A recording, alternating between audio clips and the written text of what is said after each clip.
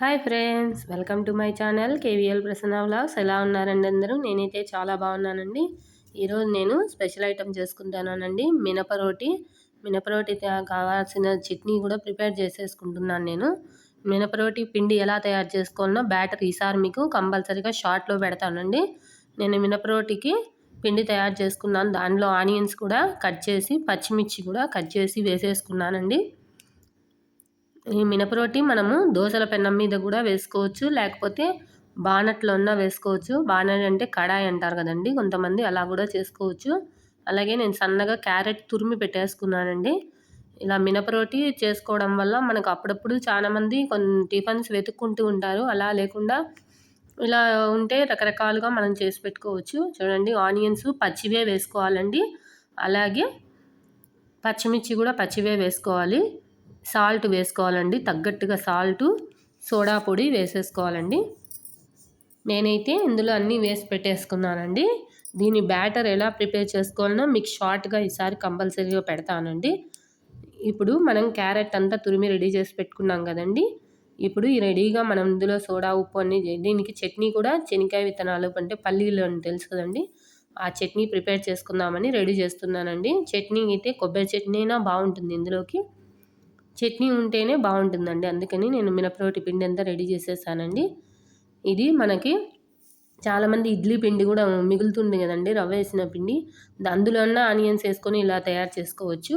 లేకపోతే దీన్ని separate prepare చేసుకోవాలంటే నేను ఈసారి మీకు షార్ట్ వీడియోలో పెడతానండి ఎలా ప్రిపేర్ చేసుకోవాలో మినపరోటి పిండి అని.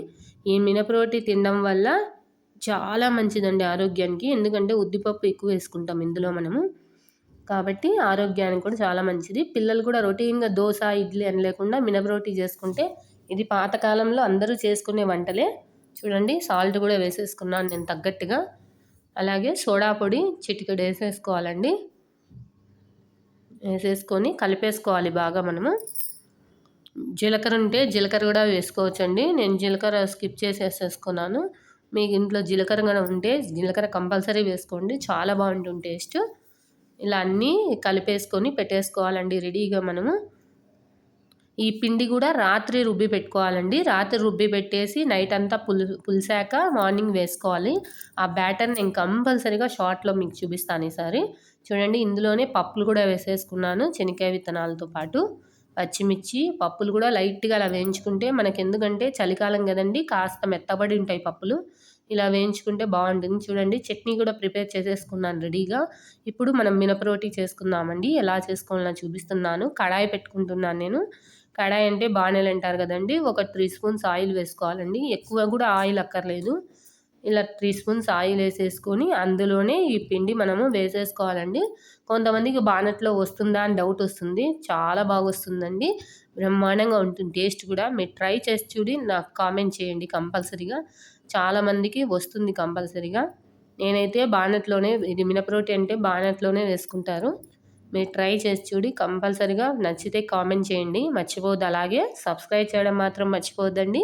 చూడండి, ఇలా మనము పల్చంగా ఒత్తకుండా దీన్ని ఒక 3 గరిటెల వరకు పిండి వేసుకోవాలండి. ఇప్పుడు ఆయిల్ అంతా బయటకు వచ్చేసింది, చూసారా? ఇప్పుడు మనం దీన్ని బాగా మూత పెట్టేసుకోవాలి. మూత పెట్టుకునే ముందు మర్చిపోకుండా క్యారెట్ తురుము ఉంది కదండి, గుర్తుండే, అది తరిగి పెట్టుకున్నదంతా కూడా మనము ఇలా చల్లేసుకోవాలండి. ఇలా క్యారెట్ తురుము వేయడం వల్ల కూడా పిల్లలు చాలా చాలా ఇష్టంగా తింటారండి. మా పిల్లలైతే చాలా ఇష్టంగా తింటారు మినపరోటి అంటే. ఇంకా ఈవినింగ్ టైం కూడా మనకి టైం ఉన్నప్పుడు, ఖాళీగా ఉన్నప్పుడు కూడా మినపరోటి వేసుకుంటే పిల్లలు ఇష్టంగా తింటారని నేనైతే రెగ్యులర్ టిఫిన్గా కూడా చేసేస్తానండి ఇది. చూడండి, దయచేసి ఛానల్ చూస్తున్న వాళ్ళు మాత్రం సబ్స్క్రైబ్ చేయడం మర్చిపోవద్దు. దయచేసి సబ్స్క్రైబ్ చేయండి, లైక్ చేయండి, షేర్ చేయండి, అలాగే కామెంట్ చేయండి. చూసారు కదండి, మినపరోటి చుట్టుపక్కల అంతా నీట్గా వచ్చేస్తుందండి అది. మనము ఇప్పుడు అంతా వచ్చేసింది కదండి, దీన్ని తిప్పి వేసుకోవాలండి. మనము తిప్పి వేసుకుంటే చాలా బాగుంటుందండి. అటుపక్క కూడా కాల్చుకోవాలి మనం కంపల్సరీగా.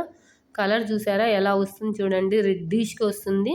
తినడానికి కూడా గరం గరం ఉంటుందండి ఈ మినపరోటి, చాలా బాగుంటుంది. తిని చూడండి కంపల్సరీగా. ఒక్క స్పూన్ ఆయిల్ వేసుకోవాలి అంతే, ఎక్కువ ఏం అక్కర్లేదు. ఇందులో మనం కరివేపాకు కొత్తిమీర కూడా వేసుకోవచ్చండి. నాకు స్కూల్ టైం అవుతుందని చెప్పి నేను పిల్లలకి గబగబా చేసి ఇచ్చేసాను. ఈసారి మళ్ళీ మీకు బ్యాటర్ కూడా ప్రిపేర్ చేసి చూడండి. వెనక పక్క కూడా బాగా కాలిపోయిందండి. కలర్ఫుల్గా ఉంది కదండి. దీనికి చట్నీ రెడీ అయిపోయిందండి. చట్నీ విత్ మినపరోటి చూసారు కదండి, కలర్ఫుల్గా ఉంది. ప్రతిసారి దోసగా లేకుండా ఇలా రొటీన్గా చేసుకొని చూడండి, చాలా బాగా నచ్చుతుంది. చూడండి లోపల కూడా బాగా కాలిపోయింది, అసలుకి చాలా బాగుంటుందండి. ట్రై చేయండి. Thanks for watching KVL Prasanna.